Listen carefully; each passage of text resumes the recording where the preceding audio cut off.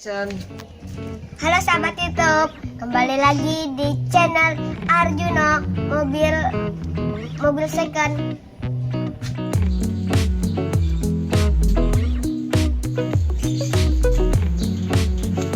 Assalamualaikum warahmatullahi wabarakatuh. Salam sukses selalu dan bahagia. Pada kali ini kembali lagi di channel Arjuno 32. Kami ingin menyampaikan tentang perbedaan cara memanaskan mobil berteknologi karburator dengan mobil yang sudah injeksi. Di belakang kami ada satu unit kijang kapsul yang sistem pembakarannya masih menggunakan karburator. Bagi sahabat yang masih memiliki mobil karburator, kami di sini ingin menyampaikan tentang bagaimana cara memanaskan mobil yang masih menggunakan pembakaran karburator. Dan di sini nanti akan ada perbedaan dengan memanaskan mobil yang sudah berteknologi injeksi. Baik, ikuti kami sahabat.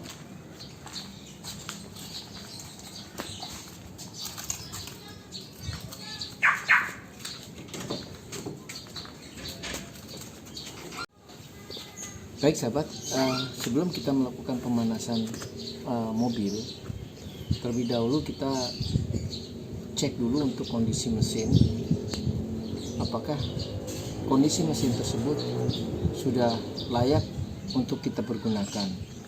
Dan juga nanti sebelumnya itu juga kita harus juga mengecek tentang kondisi tentang electrical dari mobil ini, tentang lampu-lampu itu juga kita harus lakukan pemeriksaan. Karena apa?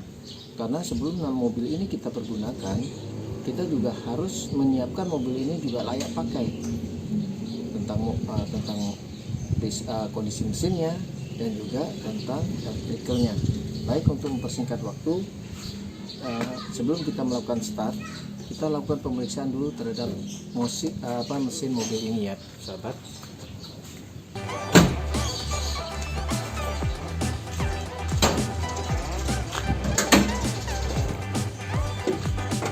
Ini adalah kondisi dari mesin kijang kapsul tahun 2002 yang berteknologi karburator. Nah, masih menggunakan filter besar sahabat. Tapi kalau dia sudah menggunakan EV, dia ada benda satu melintang gini yang tulisannya electric full injection atau EV. Nah, itu untuk tipe yang 2000 cc. Yang pertama sahabat, kita melihat dulu kondisi dari ketinggian mesin ini, yaitu kita lihat di hitam atau masih kuning semacam ini. Nah, ini kalau masih kuning semacam ini oli masih bagus ya, bagus sekali sahabat.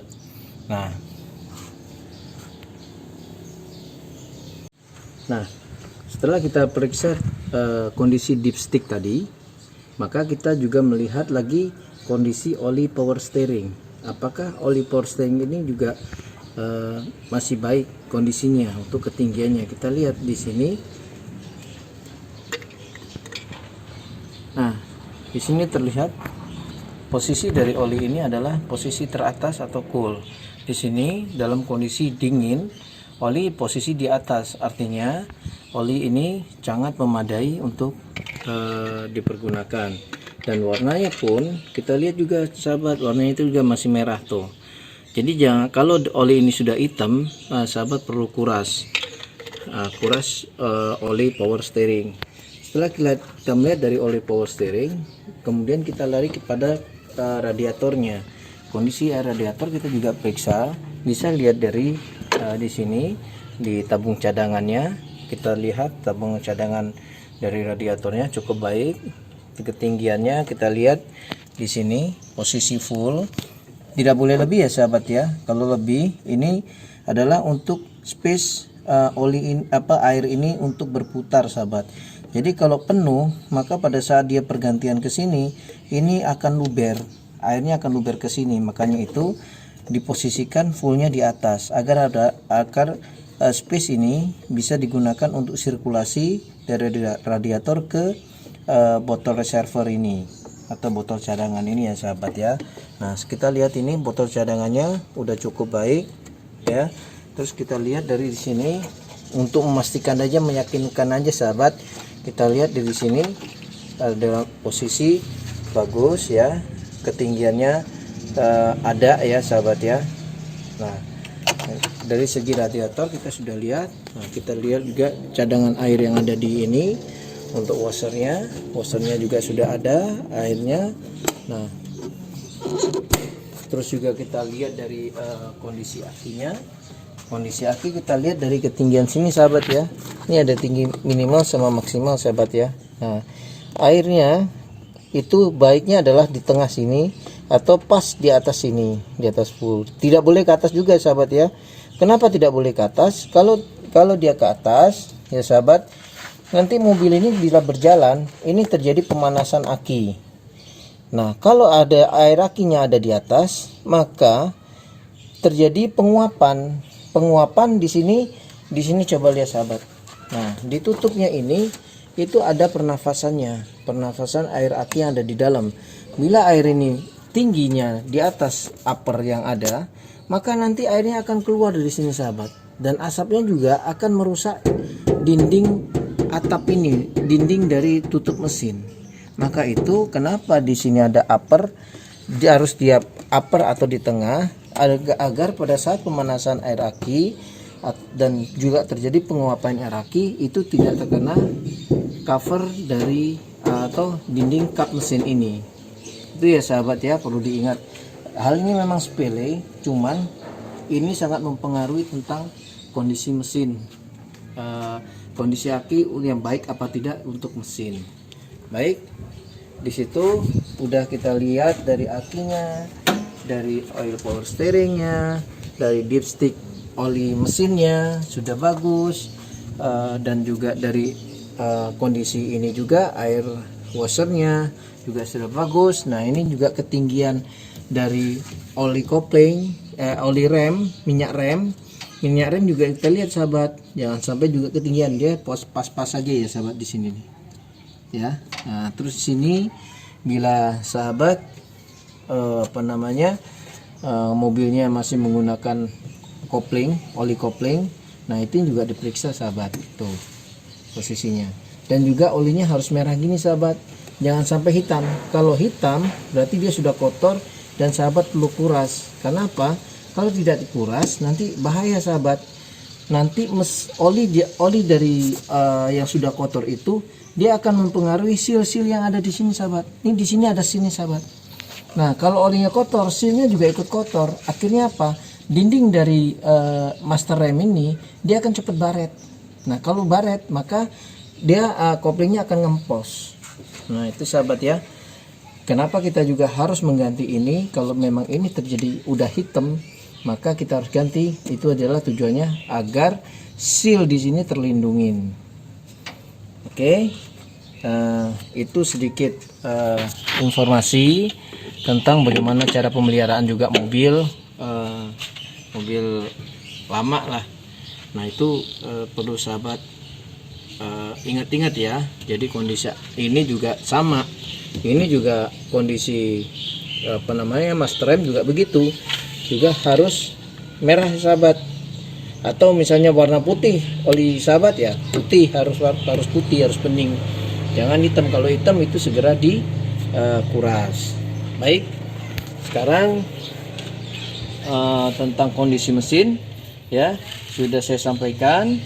Nah artinya mobil ini ready to use, siap untuk dipakai. Nah oke, kembali lagi untuk bagaimana cara pemanasannya antara mobil karbu dengan mobil injeksi. Nah sekarang kita mulai dengan cara pemanasannya. Perbedaan mobil injeksi dengan karburator, kalau injeksi itu pada saat di start awal itu RPM dia itu akan tinggi sendiri. Karena apa? Di dalam mobil injeksi itu ada vakumnya. Nah vakum itu dia bekerja untuk menaikkan gas secara otomatis. Nah itu, tapi nanti ada sensornya. Begitu sensor ini menyatakan mesin sudah cukup panas, dia akan turun dengan sendirinya. Nah kalau mobil karburator tidak ada Pak sahabat tentang itu. Nah mobil karburator masih manual sahabat. Jadi di sini kita juga harus melakukan pengegasan sahabat. Harus melakukan RPM tinggi. Kenapa RPM tinggi sahabat? Itu tujuannya adalah agar pompa oli di dalam bak mesin itu segera melumasi ornamen-ornamen yang ada di mesin. Contohnya, segera melumasi klep yang ada di mobil, segera melumasin piston yang ada di mobil. Nah, jadi kenapa kita harus melakukan pengegasan di awal? Dan itu pengegasan nggak harus lama sahabat, cukup setengah menit atau 1 menit. Nah itu pompa oli itu langsung melumasi ornamen-ornamen mesin yang sudah saya sebutkan tadi seperti klep dan piston. Nah di situ sahabat sangat penting. Kadang-kadang kenapa apalagi ini mobil kijang, kenapa mobil kijang sering berbunyi klek berisik itu? Kenapa? Pemiliknya itu melakukan pemanasan, tidak melakukan pengegasan. Dia hanya starter aja terus dibiarkan begitu aja, sehingganya pompa oli yang harusnya nyemprot ke mesin itu segera tidak terjadi. Kenapa? RPM-nya masih rendah. Nah maka itu kita bantu sahabat, karena ini teknologi karburator, maka kita bantu untuk pengegasan di awal cukup setengah menit aja, nggak usah lebih dari itu. Nah juga pemanasan mesin juga sahabat tidak perlu lama-lama sahabat. Perlu diketahui bahwasanya mobil ini juga perlu sirkulasi udara. Tapi kalau mobil ini dipanasin terlalu lama, itu juga satu akan terjadi pemborosan bahan bakar. Yang kedua akan terjadi pemanasan mesin yang berlebihan. Nah yang ketiga, asap dari mesin mobil ini jangan lupa sahabat, itu juga tidak baik untuk kita. Maka itu kita melakukan pemanasan itu jangan lama-lama sahabat. Kenapa? Nanti asap dari knalpot itu juga racun buat kita sahabat. Nah, jadi di sini saya mulai sahabat ya. Nah, pertama kalau untuk karbu, untuk memudahkan sahabat perlu tekan ini sekali gasnya. Nah, habis itu sahabat lepas. Nah, setelah itu baru sahabat starter sahabat. Dikocok sekali aja starter. Nah, akan mudah sahabat, jangan 2 kali ya. Kalau 2-3 kali dia akan menjadi banjir. Nah setelah itu sahabat, setelah starter hidup, nah ini sahabat lihat nih. Nah ini sahabat gas dulu, cukup 3000 aja, cukup RPM 3000 sahabat, untuk membantu pompa oli melumasi ornamen mesin yang saya sebutkan tadi. Nah pada saat RPM 3000 tidak perlu lama sahabat ya, cukup setengah menit. Nah setelah setengah menit sahabat lakukan, maka jangan turunkan langsung, turunkan pelan-pelan saja RPM-nya ini.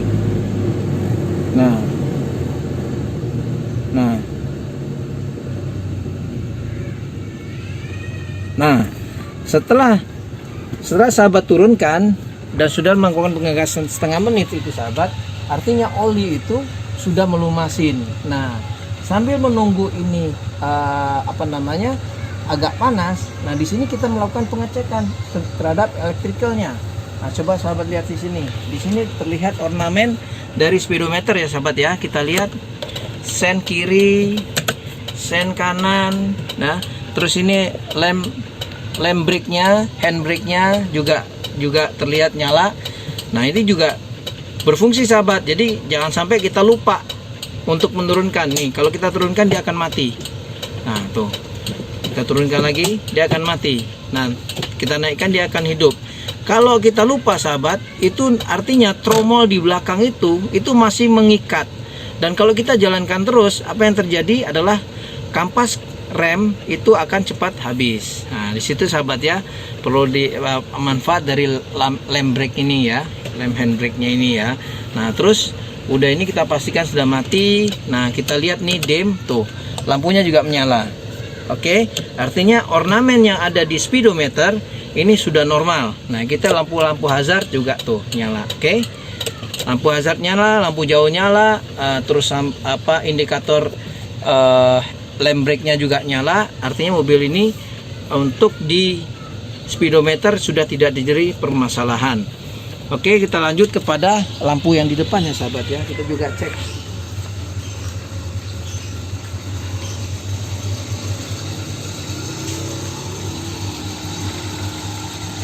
Nah, ini kita lihat sahabat ya. Lampunya menyala dua-duanya. Tuh, lampunya menyala dua-duanya, sennya juga menyala. Nah, terus juga kita lihat lampu kotanya sahabat ya. Nah, kita tes lampu kotanya menyala dengan normal. Nah, terus lampu kotanya kita coba lagi menyala, dan saya coba untuk dim. Saya untuk mainkan juga berfungsi normal, kiri kanan nyala. Oke, kita lihat sekarang lampu di belakang sahabat.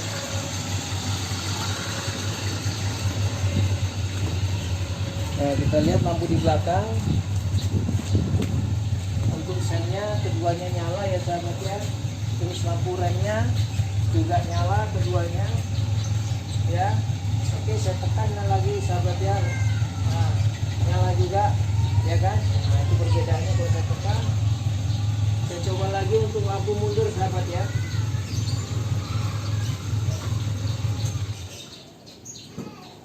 Nah, lampu mundur pun nyala. Oh, belum ya.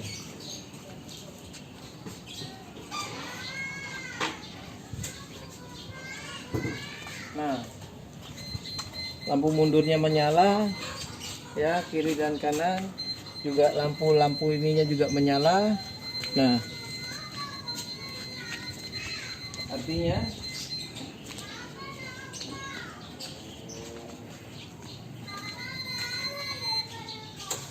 artinya di sini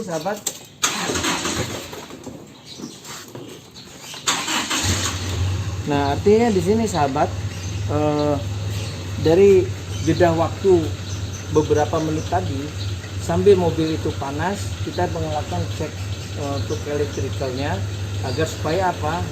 Sekalian kita cek semuanya, berarti mobil ini kalau normal semuanya, maka kita aman untuk gunakan mobil ini dengan baik. Jadi saya ingatkan ya sahabat ya, memanaskan mobil tidak perlu lama-lama, cukup 1 menit atau 2 menit sudah cukup. Karena apa? Kita butuh mobil ini untuk segera mesin-mesin untuk segera olinya segera naik, segera terlumasi. Itu aja yang penting sahabat. Jadi 2-3 menit aja cukup. Kalau berlamaan, 3 hal tadi yang saya sebutkan adalah pemborosan bahan bakar, yang kedua dari mesin juga akan segera cepat panas. Karena apa? Dia tidak ada sirkulasi udara. Terus yang ketiga adalah udara dari knalpot ini juga tidak baik untuk kita sahabat. Nah, dan apalagi sahabat, saya ingatkan juga jangan sering memanaskan mobil di dalam garasi. Sebaiknya memanaskan mobil, keluarkan mobil itu, atau misalnya garasi sahabat open air gitu, tidak tertutup, ya itu tidak masalah, artinya udara segera terbuang. Tapi kalau garasi sahabat itu tertutup atau di dalam rumah, knalpotnya masuk persis ke dalam rumah, itu sebaiknya mobil dikeluarkan dulu sahabat. Karena apa? Kalau knalpotnya sudah menghadap ke rumah, artinya sahabatnya starter, itu asap mobil itu udah langsung masuk ke rumah dan membahayakan orang yang ada di dalam rumah. Itu sahabat ya. Oke, itu dulu yang kami sampaikan. Dan perbedaannya antara mobil karburator dan injeksi tadi udah saya sebutkan. Kalau injeksi dia RPM-nya udah naik sendiri, kalau karburator tidak sahabat ya. Kalau karburator perlu pengagasan. Nah, kita gaskan untuk kenapa? Untuk RPM itu ditinggikan awal adalah agar pompa oli yang ada di bak mesin itu segera naik dan segera melumasin ornamen yang ada di mesin. Oke sahabat, mungkin ada hal-hal yang kurang, silahkan komen di bawah, dan juga mungkin ada hal-hal yang perlu dikoreksi, silahkan koreksi dalam kolom komen ya sahabat ya. Dan jangan lupa sahabat, tekan like and subscribe ya sahabat. serta share ke teman-teman sahabat semua, teman-teman sahabat di dunia ini, di seluruh dunia ini, agar channel ini cepat berkembang ya sahabat ya. Oke, jangan lupa bahagia sahabat ya. Salam sehat selalu dan sukses selalu, dan happiness day. Assalamualaikum warahmatullahi wabarakatuh. Baik, tadi kami sudah menjelaskan tentang mobil ini. Jadi sampai sini saja dulu, ntar kami akan melanjutkannya. Jadi jangan lupa tekan like and subscribe di bawah ini, dan tekan loncengnya juga. Dadah. Dadah. Assalamualaikum. Assalamualaikum warahmatullahi wabarakatuh.